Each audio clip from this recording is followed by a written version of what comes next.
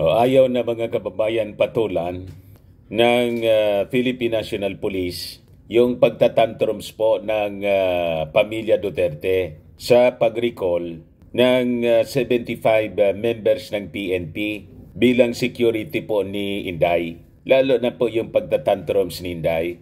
Pero po, hindi lang pala si Inday yung nagtatantrums, pati pala po si Baste. Kasi di ba doon sa Davao, nagkatatlong beses na yata na nag-reshuffle doon ng mga opisyal ng Philippine National Police. After na mangyari mga kababayan, yung pag-serve ng warrant of arrest sa fugitive na si Pastor Kibuloy, di ba? Nagkaroon ng controversy kasi ang reklamo po, overkill daw yung pag-serve ng warrant of arrest kasi napakarami na mga members ng ating kapulisan ang ipinadala ng ating gobyerno. Sa report po ni Katonying, si Basti daw, si Mayor Basti, gusto nang manampal ng general.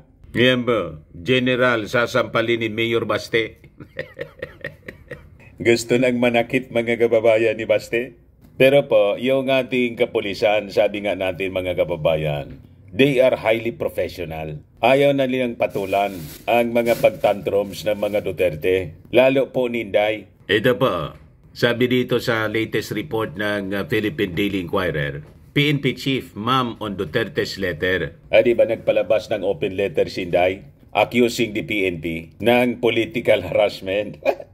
Pero yung ating mga congressmen at ilang mga dating opisyal ng ating gobyerno, hindi makatiis sa pagtantrums ni Inday. Sila yung mga nagpalabas na mga reactions mga kababayan para suplahin po ang sobrang feeling entitled masyado ng Vice Presidente. Sabi ko nga, mga kababayan, wala na ngang ginagawa.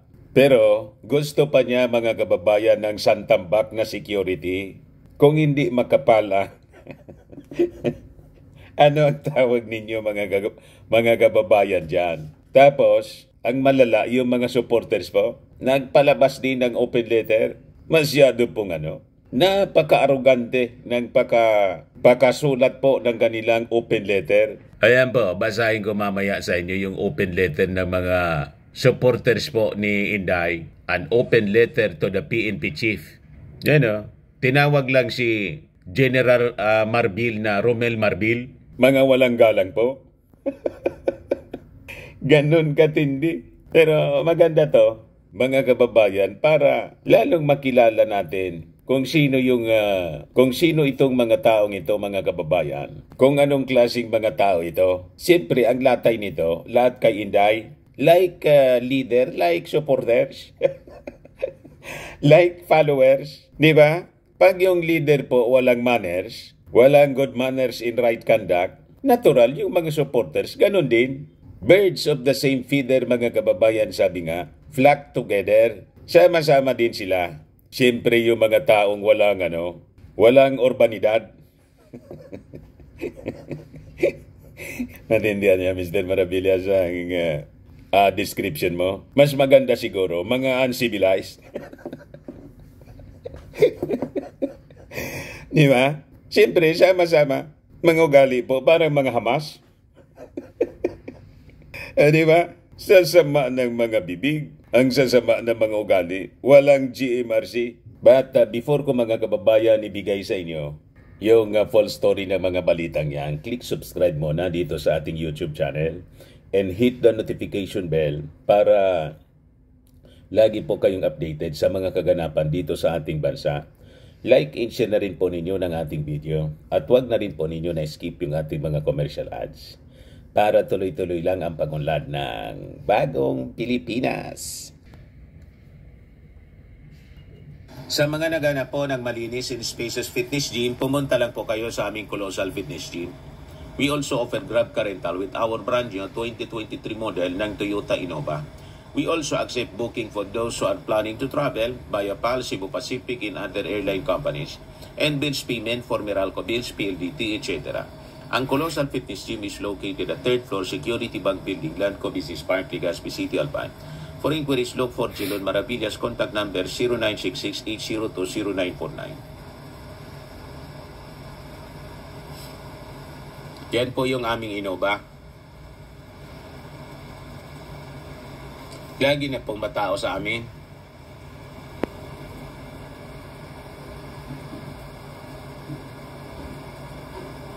Ito yung mga bago naming clients.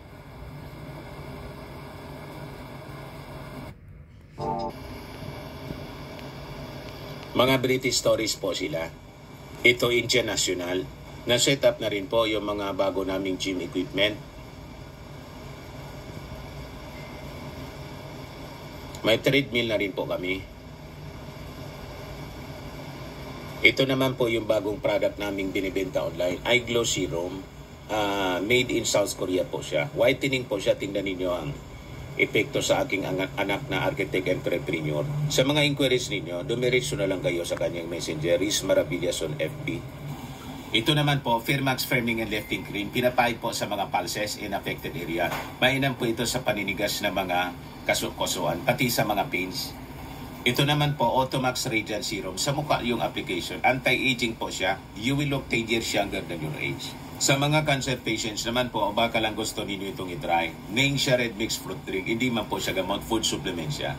Kaya lang gawa siya mga kababayan sa goji berry. Yung goji berry, may anti-cancer properties. Yung mga inquiries ninyo, dumiretso na lang kayo sa aming messenger sa Facebook para masagot namin agad. Ayos pa? Ayos pa? Ayos na, ayos. Mr. Maravillas. Balikan natin yung ating mga kwento. Nitong mga walang GMRC. Good manners in right conduct. Mga uncivilized. mga Hamas. Di ba? Sabi natin, yung pagtatantrons po ni Inday dahil sa pag-recall ng kanyang security, linawin natin po, ang security ni Inday po, 433. Ang ni-recall man lang po, 75 members ng PNP. May natitira pa sa kanya na 358. At ang sabi, more than 20 doon, mga members pa rin ng PNP. May reklamo po si Inday. Ngayon, sabi nga dito sa balita, si Inday po ang most secured na Vice President sa istorya ng Pilipinas. Ayan po. Most secured VP in history. Lawmaker says 31 cups still assigned to Sara Duterte. Hindi nga 20. 31 pang mga pulis ang naka-assign pa rin kay Inday. Galit siya. Na-spoildan niya masyado, Mr. Maravillas. Sinabi niyo pa. Sabi po dito, a House lawmaker on Tuesday got through the furor of two senators calling for volunteers to be Vice President Sara Duterte security detail, emphasizing that Duterte was not stripped of all her security personnel anya when the Philippine National Police redeployed cops previously assigned to her. Sabi po ni Manila 3rd District Congressman Joel Chua, may 31 PNP personnel pa niya na mantinidong naka-assign as security anya ni Inday matapos na yung 75 PNP personnel anya i-redeployed ng leadership ng PNP to the National Capital Region Police Office para i-beef up ang number of cops anya sa Metro Manila. Kita ninyo mga kababayan. And the total mga kababayan na nagsisecure kay Inday, nasa 358 pa. Kasi ang total security niya po, 433. Yung kay Leni Robredo nga po, kukunti. Yung sabi dito ni Atty. Barry Gutierrez, sabi dito sa report ng Impact Leadership, we never made an issue of it. Former Office of the Vice President spokesperson Atty. Barry Gutierrez points out that Vice President and self-appointed designated survivor Sara Duterte started with 433 security personnel, which is more than 4 times the number of allotted to former Vice President Leni Robredo, who had only 108 in 2016. In a post on X, Gutierrez noted that even after the reduction of 75 personnel, Duterte still has over 350 soldiers providing her security. In contrast, anya, BP Lenis detail was reduced to just 83 by 2020. We never made an issue of it. Walang open letter, walang tantrum, wala ding drama. You see, mga kababayan, kaya sabi natin, mas lutang ba kay lutang? Lumulutang-lutang talaga mga kababayan. Lutang na lutang. Gusto niya laging nakalutang. Eh, sabi ni Congressman Chua ng Maynila, kailangan na niya ng National Capital Region na i-boost yung security. Kailangan i-redeploy. Ano nga yung reklamo ni BP Inday? Na siya yung pinakang secured Vice President sa historya ng bansa. Eh, sabi po ni Congressman Chua, this was the same figure provided by PNP Chief General Romel Marbil last week when he explained that 7 officers and 24 non-commissioned officers remained assigned to the office of the Vice President. Chua said that Duterte even began with a 400-strong security detail. This makes her the most secured Vice President in history. Tapos, ang akusasyon mga kababayan Inday, ang pag-reduce ng kanyang security, 75 PNP personnel na pag-recall, political harassment daw sa kanya. At pinalalabas, nilalagay po sa peligro yung kanyang buhay at may drama pang appeal. Ako anya, pwede ko anyang isakripisyo yung aking sarili, pero ang aking pakiusapan niya, protect my family, my mother, my husband, at saka yung aking 4 na anak. Ganun mga kababayan yung drama ni Inday.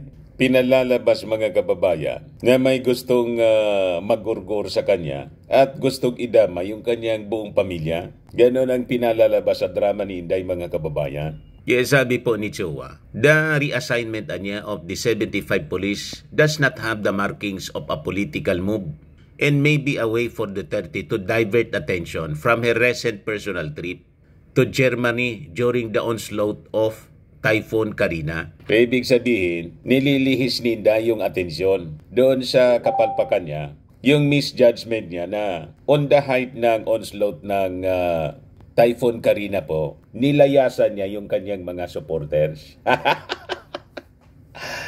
Nandun siya sa Germany, lumipad outside of the Philippine area of responsibility at nakipagkita sa mga nausog supporters niya.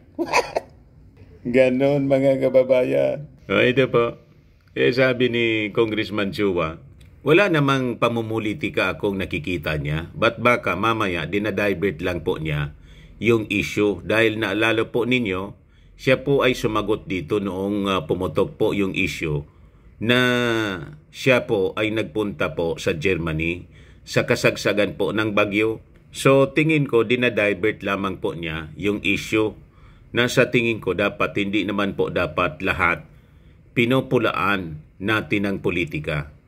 The PNP is just doing the job. Sana respetuhin po natin yung ganito pong trabaho. Natumbok po ni Congressman Chua. O ito si Inday, kasama yung mga nausog sa Germany. Post po ito ng SMNI, saka ni Mr. Sasot. Confirm po, inaasikaso ni Inday yung agenda ng nausog na ipalit siya sa ating Pangulong Bongbong Marcos. Yan ang agenda ng nausog. Yan ang meeting sa Germany ito mga kababayan. Ngayon si Inday confirm. Di ba? Mas priority niya yung agenda ng nausog na patalsikin yung ating Pangulo at ilagay siya as this survivor, designated survivor, kasi na-point na niya yung kanyang sarili. Huwag kami. Ang una mga kababayan, si Congresswoman Rida Robes ng San Jose del Monte, sinupalpal si Inday sa statement nito. Ito kasi yung statement ni Inday. It was obviously a targeted list and a targeted maneuver, nothing else. Let us spare our people from all the lies. Let us call it what it is, a clear case of political harassment. Hinaharas daw siya, mga kababayan. Kaya sabi ni Robes, truth is often surrounded by a bodyguard of lies. In the case of the VP's childish tantrums against the move to reduce by little her garrison of guards, she has muddled the issue, supplanting facts with theatrics. Nagdrama ng todo po at lalong tinaigting yung drama, pero ayaw patulan po ng highly professionals na PNP natin ang mga attacks na ginagawa ni Inday sa liderato ng PNP. Ito po yung sabi rito sa balita ng Inquirer. Yan po si General Marbil. Nasabi ni Super Ate, hindi ko anya yung kilala. As usual, sumaklolo si Ateng kay Inday, mga kababayan. Pero sabi ko nga, naintindihan natin yung papel ni Senator Amy Marcos. May special mission sa mga Duterte si Amy Marcos sa akin pong paningin. Kaya ayaan na lang natin po ang mga ginagawa ni Senator Amy Marcos. May sarili din siya, mga kababayan, na agenda. Di ba? Yan sabi po dito, ayaw nang patulan po ng PNP yung mga pasaring Inday. The Chief PNP opted not to answer the Vice President's statements out of respect. We'd rather address this issue silently, sabi po ni PNP spokesperson, Colonel Jane Fajardo. So ganun lang, mga kababayan, ang short statement ng Philippine National Police. Yan ang ating kapulisan po. Highly professional. Hindi po mapatol po sa mga childish tantrums. Di ba? Pero matindi po yung nirelease na statement ng mga supporters ni Inday. Basahin ko po sa inyo. Dito natin makikita kung gaano sila ka-uncivilized, kawalang manners po. Hindi naturuan talaga ng magulang. Pati mga supporters po na hindi rin naturuan ng magulang, hindi na disiplina ng magulang ng maayos, nagsama-sama na rin. Naging supporters po ni Inday. Birds of the same feather, mga kababayan talaga. Flock together. Ito yung nirelease nilang open letter po. Ang tawag kay General Marbil, Romel Marbil. Wala mang nakapirma po. Basta nag-release lang sila ng open letter. FPRRD supporters. Matindi po yung mga binitawang salita rito. Sabi dyan, the moment Vice President Inday Sara Duterte dropped the bomb, exposing your shenanigans and grave abuse of authority, we have decided we will no longer take everything sitting down. Introduction pa lang, mga kababayan, napakaanghang na. Grave abuse kaagad, mga kababayan of authority, ang sinasabi nila. Anong base ninyo sa pagsabing grave abuse of authority? That is the regular, function na ginagawa po ng ating kapulisan. Di ba? Hindi pa makontento si Inday sa 358 na remaining security niya. She is the most secured Vice President in Philippine history. Sabi nga po ni Congressman Chua ng Manila, sabi nga natin, wala namang ginagawa. Tapos, kung makademand ng security, tambak. Logi ang mga mamamayang Filipino. Maging private army ng isang tao lang. Ang mandato ng PNP is secure po ang ating mga mamamayang Filipino, the communities all throughout the country. And we have limited numbers ng ating kapulisan. And we have a growing population. Tama po? Masyado namang entitled kayo. Sabi rito, lest you forget, Sara Zimmerman Duterte had the highest number of votes in the country's electoral history. Ganon sila, mga kababayan, kahambog. Yung 32 million plus na boto ni Inday, mga Marcos loyalist. Ang excess po noon sa 31 million na boto ng ating Pangulo na mga Marcos supporters, yun lang man lang po yung mga DDS. Pero ngayon, kasi humiwalay na siya sa unit team, so less than 1 million na lang po ang natirang supporter niya. Iniwan na siya ng mga Marcos loyalist. Pati nga po si Super Ate, baka madamay. Di ba? Yung 16 million po na boto ni Digong, mga Marcos supporters yun. Dinala na boto ni Amy Marcos. Di ba? Kasi yung mga Duterte po, hindi man kilala sa buong Pilipinas dati. Davao lang po sila. Sumakay sa mga Marcos loyalist, mga kababayan, nang isupport ni Amy Marcos. Ganon po ang katotohanan yan. Ngayon, kiniklaim ninyo na 32 million yung bumoto kay Inday. Bumoto po kasi nakipag-unit team siya. Kasama po ako sa bumoto kay Inday. Mga kababayan, hindi ko nga dapat siya binoto. Lang sabi ko, pagbigyan natin kasi yun ang pinili ng ating Pangulong Bongbong. Tito Sen sana po ako. You see? Pero ngayon I withdraw may support to Inday. Kasi wala man tayong pakinabang, lugi. Di ba? Hindi man po nagtatrabaho. Iniwan tayo sa gitna ng calamity. Nandun siya sa nausog sa Germany. Tama ba yon? Nung mga kababayan, nagbiyahe yung ating Pangulo para sa mga official travels niya. Iniwan siyang caretaker. Nandun siya sa rally sa Liwasang Bonifacio. Marcos resign yung sinisigaw ng nagrarally. Yun ang sinasabi rito po. 32 million Filipinos entrusted her with their lives and future. Not a wimp like you will ever undermine that overwhelming mandate. Not even your alleged lords and masters will even eliminate our duly elected Vice President from the Philippines political landscape. Not in 2025, not in 2028, not in this lifetime. Ganon sila kayabang, mga kababayan. May sabi po sa Bible, he who exalts himself shall be humbled, and he who humbles himself shall be exalted. Malamang yun pong Bible verse na yun ang tumama kay Inday pagdating ng 2028. Sabi ko sa inyo, huwag masyadong mayabang. May Diyos kasi po na nakatingin, nakadungaw sa atin. Malamang sa malamang, mga kababayan, yung mga readings ng mga political analyst natin na by 2028, makikita natin yon sa trending. Sa mga surveys po, pabagsak ng pabagsak po ang support kay Inday. Kita ninyo? Pabulusok na po siya. Mantang si Martin Romualdez, paakyat. Ayaan na ninyo yung ating Pangulong Bongbong Marcos kasi hindi man po siya kakandidato sa anumang posisyon. Presidente na siya eh. Tama?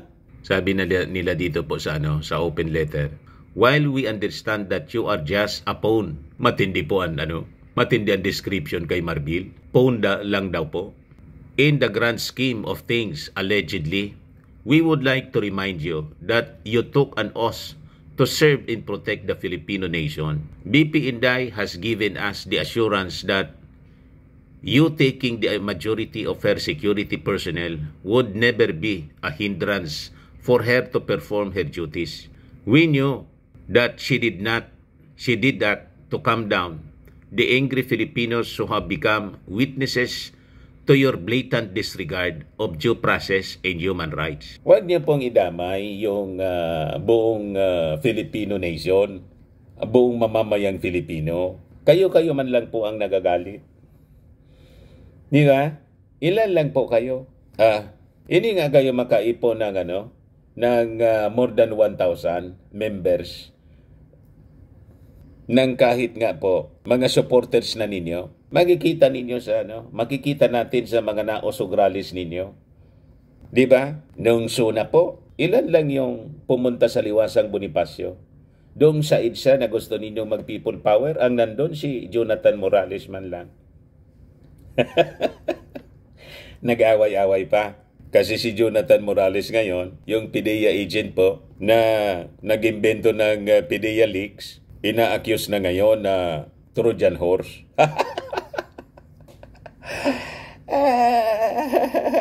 Nag-away-away na po sila. Yung mga taga-nausog, nagbabanata na po. Si Banat Bay, inaaway na niya. Pati si Marlica inaway. Pati nga po yung video, pulboron video po, dinidisown na din po ni Banat Bay. Kita ninyo? Pati kayo hindi na magkasundo sa mga propaganda ninyong fake. So sabi rito, you of all government officials should be the first one to call out the NAIA personnel who took screenshots of the Vice President's departure footage. How about the breach of protocols? How about the right to privacy? Your oath was to serve and protect not just your masters but every Filipino. VP Sara Duterte is a Filipino who deserves fair treatment and equal protection. Si VP Inday po, hybrid. Hindi man siya pure Filipino in blood. German po siya. Nandun nga nagbakaso sa Germany sa pamilya ng kanyang nanay. Tama? At saka, mag-file kayo ng reklamo kung sino yung nag-post no ng una, ng picture ni Inday na pumuslit ng bansa. Kasi they act on complaints. Yung ating mga authorities act on complaints. Mag-file kayo ng reklamo. Kung ito po ay matatawag nating breach of privacy. Unang-una, si Inday po hindi pribadong tao, public official po siya. Tama? Sorry kayo na na-booking siya, na-picturean siya. Bakit kasi yung kanyang pag-travel is unannounced? Kasi gusto niyang pumuslit, mga kababayan. Yun pala, pupunta siya sa meeting ng nausog. At malamang yung duda ng iba, nag-attend ng concert po ni Taylor Swift. Pero siyempre, sumingaw na, malamang binalot ni Inday, nagmaskara na para hindi makikilala ng audience. Di ba? Para niya walang makitang ebidensya kasi na-chaptiran siya, mga kababayan, na picturean po na lumipad outside of Philippine Area of Responsibility sa gitna ng pagsalanta ng Karina. What? Yan kasi. How about your men? Casing her rented house, putting in danger the lives of her children and family.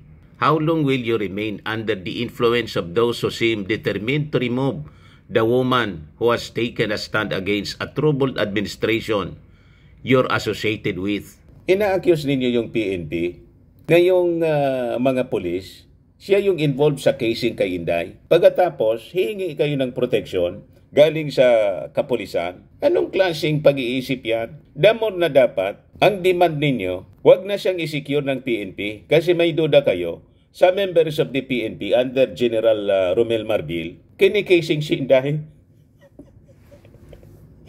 Di ba? Baliktad yung pag-iisip ninyo. Damor na dapat yung remaining 32 members ng PNP, isauli na ninyo. At mag-hire na lang kayo ng private security na magsisecure kay Inday kung wala na kayong tiwala sa gobyernong ito kasi ina-accuse ninyong administrasyon na siyang utak. Di ba? Tapos sinasabi ninyo, may mga tao na gustong natanggalin si Inday, who seem determined to remove the woman who has taken a stand against a troubled administration you're associated with. Kailan tinanggal ng administrasyon si Inday? Di ba? Di man siya tinanggal po. Siya yung nag-resign. Nag-resign siya voluntarily as cabinet secretary. Pagkatapos sabihin ninyo, ni-remove siya. Ni-remove niya yung sarili niya. Mali yung sinasabi ninyo eh. Baliktad po. Malayong paniwalaan ng ating mga mamamayang Pilipino. Never na nag-demand yung ating Pangulo o pinatalsik siya, sinibak siya sa posisyon. Sinibak niya yung kanyang sarili kasi siguro na-realize niya hindi niya kaya ang trabaho as DepEd Secretary. Nag-resign na lang siya. Pagkatapos, sasabihin ninyo, ni-remove siya. Walang maniwala sa inyo. Napakahilig ninyo magtahi-tahi ng istorya. Arap-arapan po yung pagsisinungaling ninyo. Tapos sabi rito, how can you run after criminals when you are allegedly working for one? That is a serious accusation. So ang ibig sabihin ninyo, si General Marbil nagtatrabaho sa isang kriminal. Tinutumbok ninyo na ang ating Pangulong Bongbong Marcos ay isang kriminal. Kasi ina-accuse ninyo, di ba, na ang ating Pangulong Bongbong ay isang bangag. Wala nga kayong maipakitang ebidensya. Yung video nga po ninyong pinakalat, fake. Sa isang tingin pa lang, kahit isang 5th grader po, wag na tayo na kumuha pa ng expert. Kahit isang 5th grader po, Madidetermine niya sa isang tingin lang na piki yung video.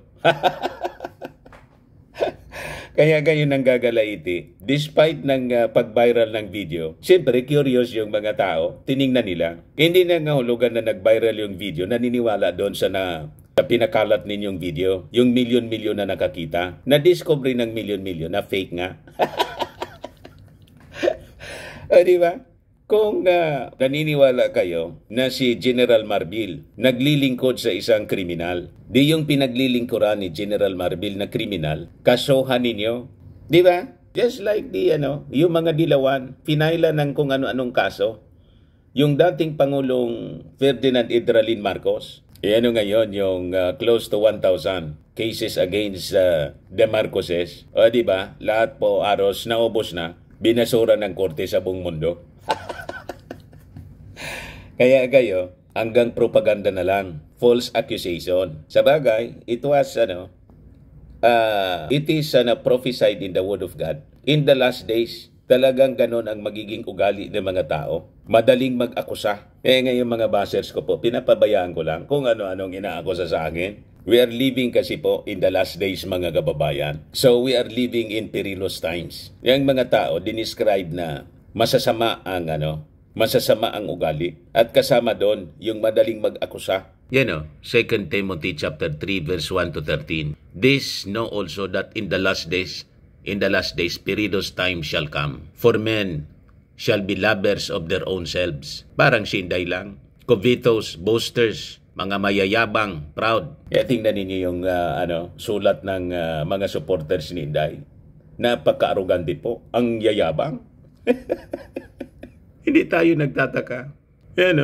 Proud, boasters, blasphemers, disobedient to parents, unthankful, unholy. You just imagine po, sinuport ng ating Pangulong Bongbong Marcos, ng mga Marcoses yung Duterte, pagkatapos, inaway-away pa. Mga walang utang na loob po, hindi man inaaway. Kaya nga po, lagi kong sinasabi sa ating mga komentary rito, wala man pong away between Duterte and Marcos. Hindi po nakikipag-away yung mga Marcoses. Never na inaway ang mga Duterte. Sila lang po ang nang-aaway. Nakita ninyo, si Super Ate po, Amy Marcos, despite ng pag-aalipusta ng mga Duterte ng tatay mismo ni Digong, sa ating Pangulong Bongbong Marcos, nakakampi pa rin si Amy Marcos. Martir si Amy. Di ba?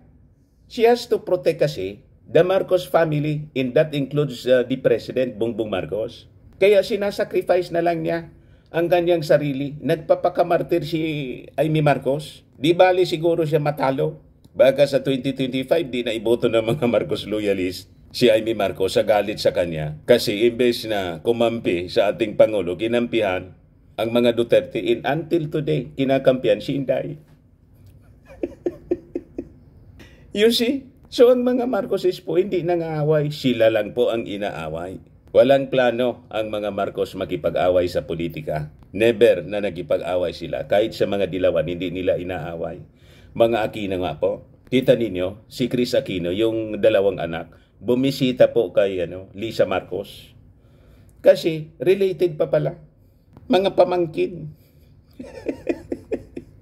Siyak yung mga DDS. Nang mamatay po si Cory, nakiramay yung mga Marcoses. Nang mamatay si Noynoy, ganon din ang ginawa. Walang political vengeance na nalalaman po ang mga Marcoses. Kaya ko po sinusupport sila. Kasi hindi po sila palaway. Hindi tulad po nitong mga Duterte na pati yung mga supporters nila parang mga Hamas, palaaway. Mga arugante. Yan pakasulat nga po ng open letter. Napaka-arugante. Naka-describe po sila dito sa Bible. Yan unthankful, unholy. Kaya kita ninyo, sanay sila sa pagmumura. Pati yung Santo Papa, minura-mura.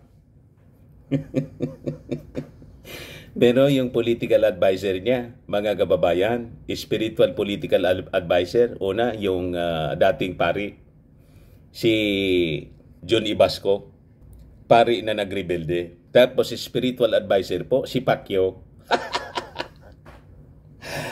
Pugante na, mga kababayan. Kaya kung ano po ang puno, siya ang bunga talaga. Ito na. Without natural affection, truce breakers, false accusers. Kita ninyo? Traitors, heady, high-minded. Mga traidor, malalaki ang ulo, mayayabang, mahilig mag-akusa. False accusers po. Yan ang gawain nila, mga kababayan. Kaya ako, hindi na ako tinatablan yan. Kahit kung ano-ano, inaakusa sa atin. Bayaran. Insamada. Bayaran na pastor. Kilala ko po yung sarili ko at kilala ko ng mga taong malapit sa akin. Walang maniniwala sa inyo. Alam nila yung pagkatao ko eh. Kayo, kilala ninyo ako? Di ba nakilala lang ninyo ako as vlogger? Di man ninyo kilala ang pagkatao ko? Huwag kami. Hindi pa ako apektado sa kung anong sasabihin ninyo. Wala akong pakisasasabihin ninyo. Basta tayo maglilingkod sa ating bayan. And we have to protect the President. Kasi po, sabi sa Word of God, let every soul be subject unto higher powers, for there is no power but of God. The powers that be are ordained by God. Whosoever resisted the power, resisted the ordinance of God. Appointed po yung ating mga leaders, and that is our President. Inayaan ng Diyos na siya yung mamuno sa atin. Tama po? Hindi po si Inday ang pinili ng Diyos na maging Pangulo. Kasi kung si Inday po, sana nagdesisyon na siya na tumakbo na presidente nung eleksyon. Tama? Tapos gusto ninyong ipalit si Inday. Gusto ninyong ipalit si Inday. Sa 2028 pa yon. Yan kung mananalo siya. Di ba? So balikan natin yung sulat po ng mga arugante. Sabi nila dito, also, can you give us an update on the increasing number of missing children? Can you also check the country's current crime index? Kahit mag-report yung PNP, ayaw man ninyong maniwala. Nireport na yun sa SUNA ng ating Pangulong Bongbong Marcos. Yung crime index natin, bumulosok. Tapos yung resolusyon sa mga kaso po, tumaas. You see? Then yung mga arrests at mga nakukumpiskang droga po, dumami in billions, mga kababayan. Pero wala pong walang policing EJK, tukang-tukang, bloodless drug war. Kaya kayo nagagalit kasi na-insulto kayo. Pwede palang gawin na bloodless po ang paglaban sa criminality, lalo na po sa droga. Yung sabi nila dito, Romel, di man lang po tawaging General Marbil. Romel, by you not having balls big enough to stand your ground, to serve and protect the people, maybe it's about time that you sit down in silence and reevaluate yourself, your future, and your legacy. Ito ba ang gusto mong maging legasiya ni Romel Marbil? Matindi po ang pagiging arrogante nila. If anything happens to BP Inday, know that 32 million of us Filipinos will hold you accountable. We will storm the highest court of the land to make sure that you will pay for your crimes. Matindi po magbanta. Ganon sila mga kababayan ka-arugante. Sabi ko nga po, this is the height of their arrogance. And sabi sa Word of God, yung mga aruganting tao, mapagmataas na mga tao, binababa niya. Ibinababa ng Diyos. So while there is time, and while you can still redeem what is left of your dignity and pride, binaliktad pa, kayo yung ma-pride, please have the delikadesa to resign. Baka mahalin at igalang ka pa ng mga Pilipino. FPRRD supporters. Talaga po, like leader, like followers. Kung arrogante yung leader, arrogante din yung mga supporters. Magkakasama talaga sila po, ang mga magkakakulay. Ganon katindi, mga kababayan. Kaya siguraduhin natin, nasa 2025 and 2028 elections po, kailangang tuldukan natin ang kanilang pagiging arrogante. Tama po? Parang China lang po, mga arugante at bully. Binubully mismo si General Marbil. You see? O ngayon, balikan natin yung sinabi ni Katonying. Ayan o, General sasampalin ni Mayor Baste. Dahil sa pag-reshuffle po doon, mga kababayan, inassign doon sa Davao, yung dating PNP chief, dito daw sa Quezon City, matikas yun, mga kababayan. Hindi man yun pasisindak sa kanya. Pakinggan natin po yung sinasabi dito ni Katonying. Meron pong mga nireshuffle na mga tao dyan eh. Yung mga pulis dun sa PNP na, sa Davao City na apparently may mga na ba, yung matagal na dun sa Davao, happy na siguro dun sila Mayor Duterte, nung nalipat, sino ba naman ang gustong malipat? Sige nga, kapag ako halimbawa nasa isang lugar, malilipat ako, meron na akong familiarity doon, komportable na ako doon, andun ang pamilya ko, tapos bigla mo ako ililipat, siyempre magsusumbong ako doon sa pwedeng makatulong sa akin. In this case, siguro, yung mga pulis na nalipat, nagsumbong kay Mayor Baste. Kaya nga, ang dating tuloy nun, parang ang amo nitong mga pulis na ito, si Mayor. Sa totoong buhay naman, ito, totoong buhay, talaga namang Mayor ang amo ng pulis Di ba? Bagamat national in scope, civilian in character, pero ang totoo nun, pag nandun sa baba, ang kadalasan, patawarin ako na. Kaya yun po yung rason kung bakit yung Philippine National Police dapat regular yung yung reshuffling po. That is the strategy na ginagawa po, and that is normal all throughout the country para yung loyalty nila to the Filipino people, hindi siya maging private army ng isang politiko. Kaya dapat regular yung reshuffle po, mga kababayan. It is legal. Yun ang pinupunto po ni Katonying. Ay gustong manampal po si Baste. Amin ito. General, sasampalin ni Mayor Baste. Pulis nangangamuhan din talaga kayo sa mga mayor. Kaya lang, iba po ang sitwasyon ngayon ng Davao City. Without elaborating, alam po naman ninyo na medyo nagkakakiskisa ng konti. Alam niyo na, ibig ko sabihin, si Kibuloy, Pastor Kibuloy, di ba? Si Pastor Kibuloy na taga Davao City, hanggang ngayon, hindi po... So, kailangan talagang gawin. Kasi, baka si Pastor Kibuloy, kaya hindi po nahuhuli. Kasi yung mga members ng PNP doon, barkada o impluensyado ni Kibuloy. Before pa na mag-operate, makapag-serve ng warrant of arrest, yung ating mga authorities from the NBI at saka yung galing po sa PNP National na may hawak ng warrant of arrest, may nagtitimbre na. Di ba? Sabi ng dating Pangulong Digong, alam niya kung nasaan si Pacquiao. Kaya lang niya, secret. Pinaglalaruan po yung batas, mga kababayan. So, kailangan siyempre gawin yun para mahuli. Di ba? Papanagutin sa batas. Si Kwan nga po, sabi ni nagparinig na si Senate President Chis Escudero kasi yung mga pugante hindi pa na si Alice Goo hindi matagpuan. Pati niya si Kibuloy. So na? Di ba? So, yun mga kababayan ang ibig nating sabihin. Hindi po mahagilap. At hindi ba meron pa nga sinasabi na kaya... yun din ang sinasabi ni Katonying.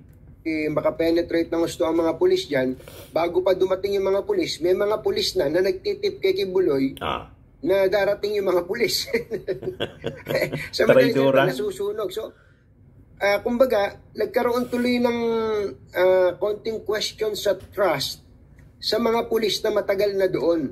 So, and dito po yung bagong hepe ng regional police ng Davao region at tapos naglagay ng bagong hepe ng Davao City Police, mga kababayan, nagkaroon ng reshuffle. Hindi po pala nagustuhan yon mga kababayan, ng mga Duterte. And specifically ngayon, si Mayor Baste Duterte. Higi nga at bago ko lang patugtugin tong kinuha ko lang doon sa Basta Dabawenyo show, ano? Thank you nga pala. Public naman, ginagamit ko na, ano? Gamitin ko na. At government official naman, si Mayor Baste. Sa madaling salita, ang sabi ni Mayor Baste, ayon sa translation na nabasa ko, sasampalin daw niya si General Torre. Matindi po.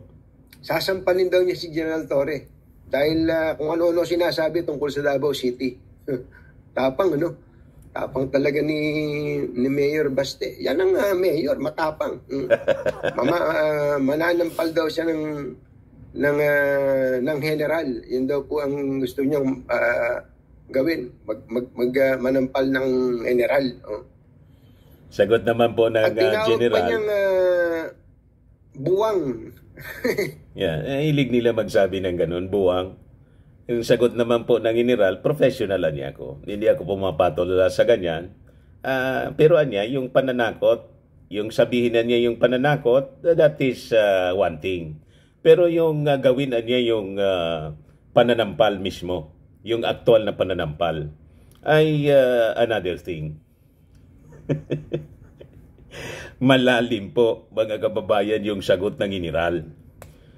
Ibig sabihin nun, di sige, sabihin mo na gusto mo akong sampalin, pwede man yung gawin mo yun at sabihin, pero pag ginawa mo niya, that's another thing. Di ba? Pag sinabing another thing, subukan mo niya kung kaya mo. Ayun, ang ibig sabihin yun. Interpretation ko lang po yun. Si General Torre.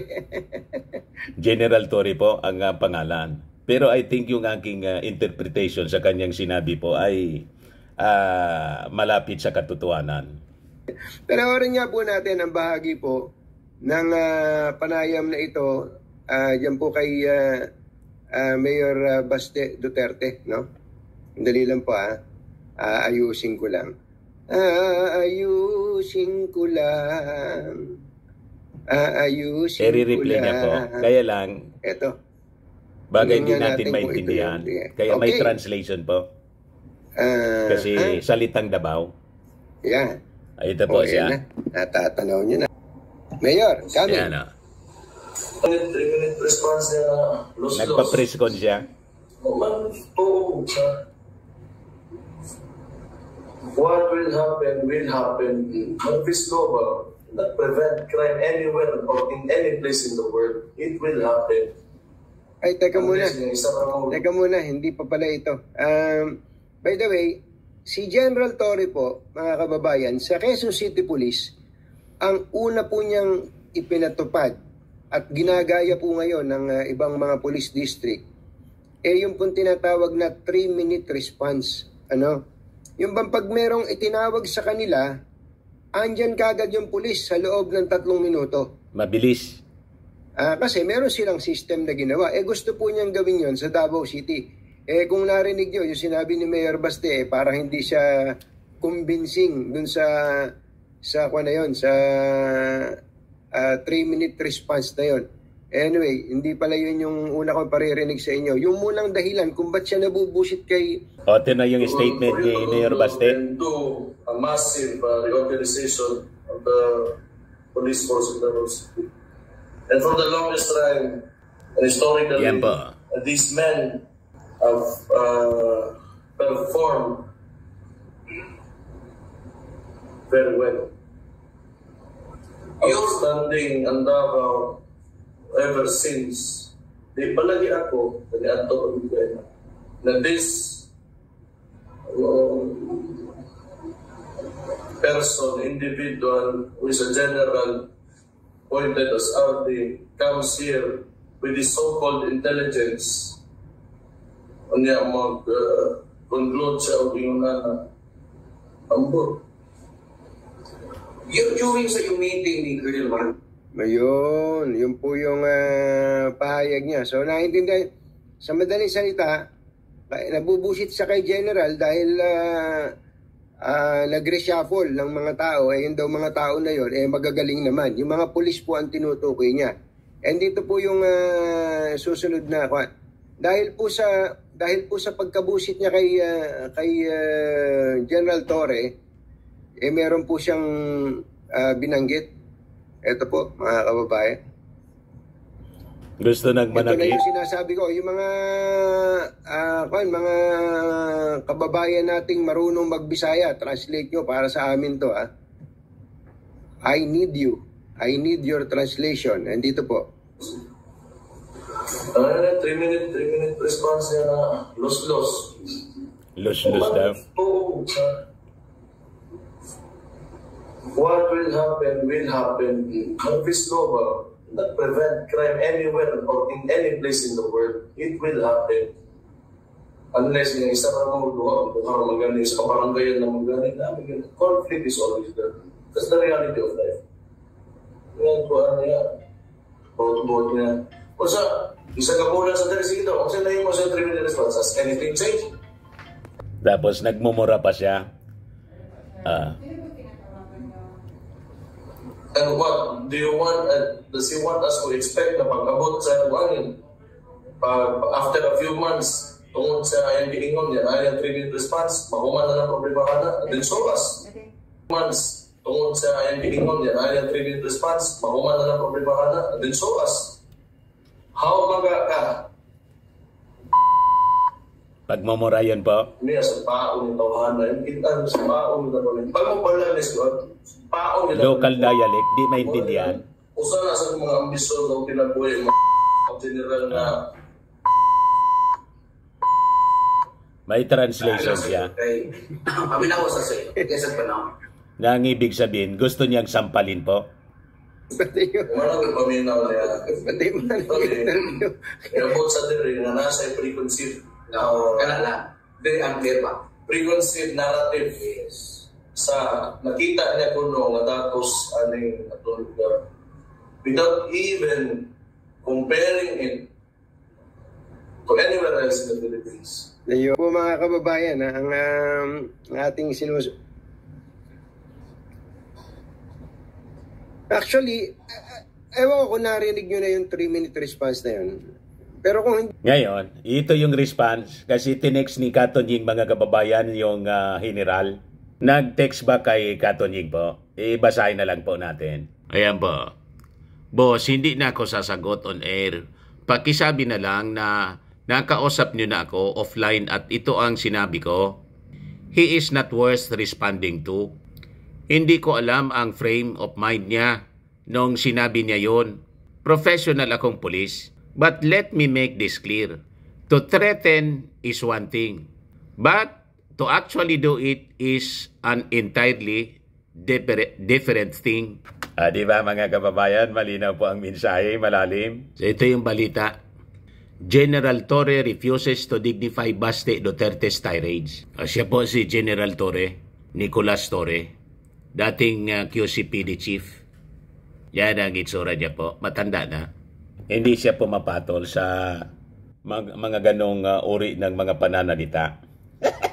Anyway, bahala na sila mga kababayan. Yan man lang po, yung ating mga kwento. Maraming salamat doon sa vlog ni Katonying na isa ring supporter ng ating Pangulong BBM. BBM. Kaya tulad natin po, laging nababas din si Katonying. Ganon. Ako po si Dante Maravillas. Bye-bye. God bless.